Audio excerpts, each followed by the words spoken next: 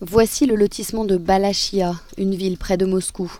Il avait été présenté comme un complexe de logements peu chers pour une population à faible revenu, pour des familles monoparentales, des retraités et même des malades du cancer. La réalité est très différente. Ces 4 dernières années, le chantier n'a pas du tout avancé. Je suis un vétéran de la guerre. J'ai investi tout mon argent dans cet appartement. J'ai pris une hypothèque et je reste sans appartement et sans argent. Tout ça me rend vraiment malade. Je veux emménager dans cet immeuble inachevé, installer un réchaud et vivre comme une clocharde. Je me considère de toute façon comme une clocharde aujourd'hui. Les immeubles abandonnés sont des coquilles vides, sans plomberie ni chauffage. Impossible d'y vivre pour l'instant.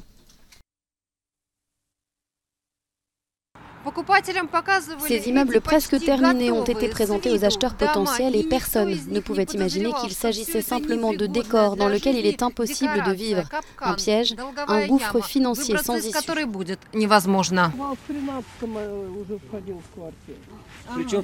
L'entreprise Elitecom affirme qu'elle n'a plus d'argent pour poursuivre les travaux.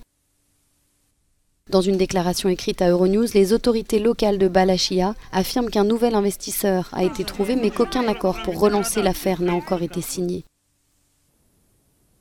Les propriétaires potentiels, eux, ont épuisé tous les recours avec la justice. Ils ont été devant les tribunaux, le comité d'enquête et même la Douma. L'administration de Balachia organise de temps en temps des réunions sur ce complexe résidentiel, mais il n'y a rien d'autre, juste ces réunions. Les presque 500 investisseurs ont pris des hypothèques pour des appartements qui n'existent pas. Certains sont tellement désespérés qu'ils vivent à plusieurs dans des logements exigus pour pouvoir joindre les deux bouts.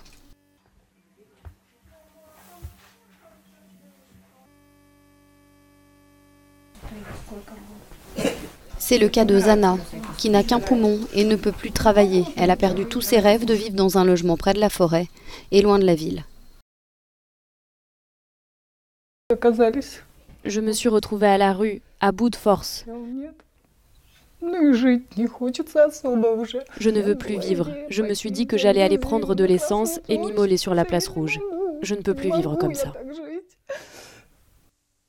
Pour les centaines de familles dont la vie est aujourd'hui en miettes, un nouvel investisseur est le seul espoir pour que le chantier reprenne un jour, afin qu'ils puissent emménager dans ce qui était l'appartement de leurs rêves.